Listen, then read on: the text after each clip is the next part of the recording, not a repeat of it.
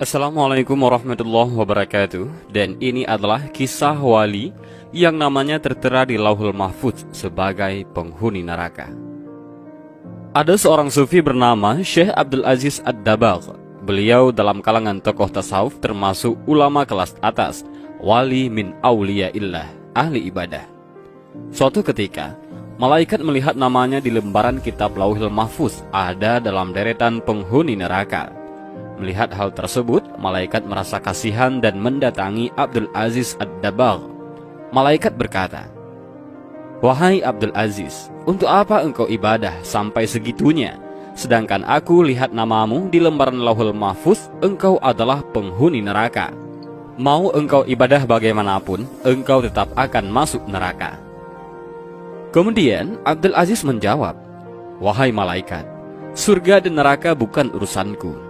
Aku diciptakan oleh Allah Subhanahu wa Ta'ala hanya untuk beribadah kepada Allah Subhanahu wa Ta'ala.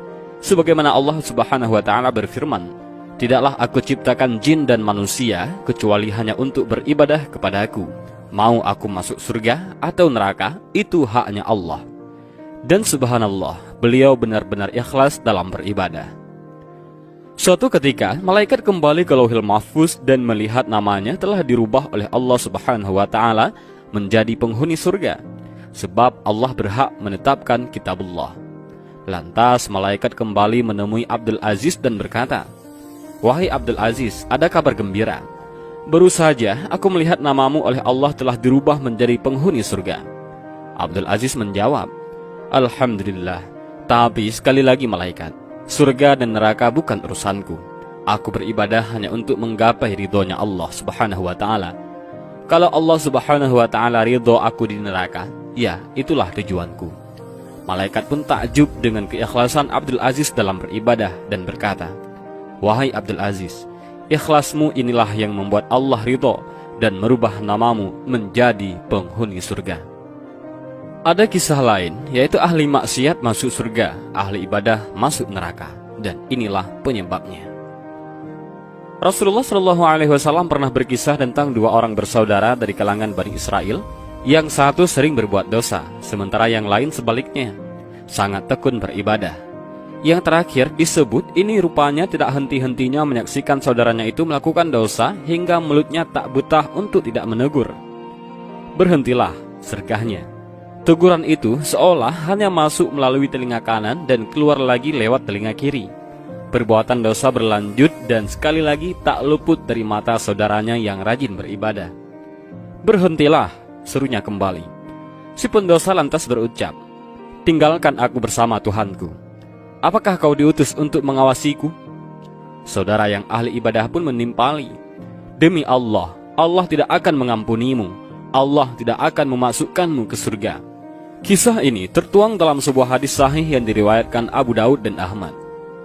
Lanjut dari ceritanya, tatkala keduanya meninggal dunia, keduanya pun dikumpulkan di hadapan Allah Subhanahu wa Ta'ala. Kepada yang sungguh-sungguh beribadah, Allah mengatakan, "Apakah kau telah mengetahui tentangku? Apakah kau sudah memiliki kemampuan atas apa yang ada dalam genggamanku?" Drama keduanya pun berlanjut dengan akhir yang mengejutkan. "Pergi dan masuklah ke surga dengan rahmatku," kata Allah kepada si pendosa. Sementara kepada ahli ibadah, Allah mengatakan, "Wahai malaikat, giringlah ia menuju neraka." Kisah ini mengisyaratkan pesan kepada kita untuk tidak merasa paling benar untuk hal-hal yang sesungguhnya menjadi hak prerogatif Allah.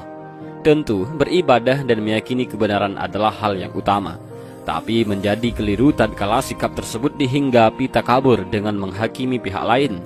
Apakah ia bahagia atau celaka di akhirat kelak?